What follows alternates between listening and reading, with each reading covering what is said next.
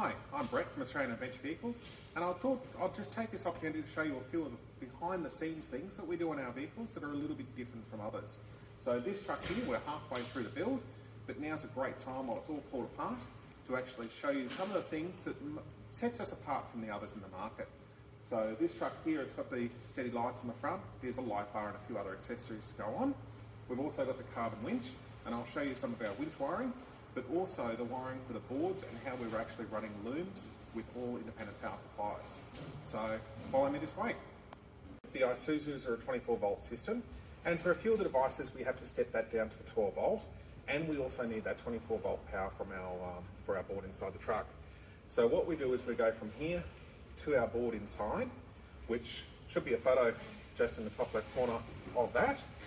This customer's got a tray on the side, so there is a box on the side here, making it a little bit more difficult to access. All those fuses are labelled, which you can see in the photos.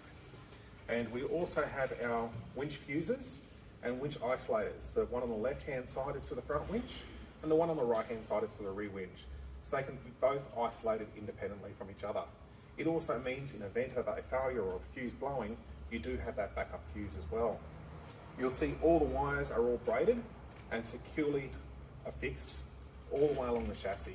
So rub points are incredibly important on these vehicles, and we do fully test to make sure that we don't have any rub points, because a lot of these vehicles do get a punishment.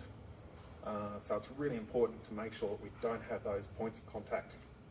Okay, wiring of these trucks is certainly the difficult part. So what we're doing is running a master power supply up. We're not using any of the truck power. So we've got a master supply cable, which is about 170 amps worth, with a screw-in 9-pin Deutsch plug, which we managed to find. And that just comes through the firewall here, and we've got a high current Deutsch plug for your spotlights and light bars. Everything else then comes back to this board, which is all using Deutsch plugs. So we do have separate power supplies, one for permanent power and one for ignition power. So we enable those through the different relays. Everything Deutsch plug, its own earth point on the board as well. But from your side, you'll end up with a board sitting something like this here, with our fuse 1 and fuse 2 block. This one here has got a step down converter, and that would be used for the diff lock system and fuel pumps and timer relays as well.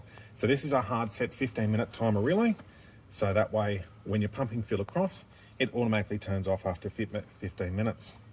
The fuse block itself is all labelled and with a nice cover that fits on there. Won't show you the other one because it's a little bit difficult to get on, but everything's marked with fuses and also what each of the relays does. I do have got standard fuse covers here, so it's not necessarily this particular vehicle. As you can see, we certainly have a few more options here with the mini fuses and also relays. It's a great little system, makes it all nice and neat and tidy, very easily serviceable if there is ever an issue, but certainly changing those fuses and finding those blown fuses is very easy. We do continue that braided loom all the way up through the entire truck, so everything's secure and in its place. So we'll just show you a few pictures of the Isuzu switches as well. They've all been custom made for our looms that we put in, and they fit really well inside the dashboard and pretty well mimic the original Isuzu switches. So thanks for your time, everybody. I really appreciate it. And if you do have any questions, just pop us an email or make a comment down below. Thank you.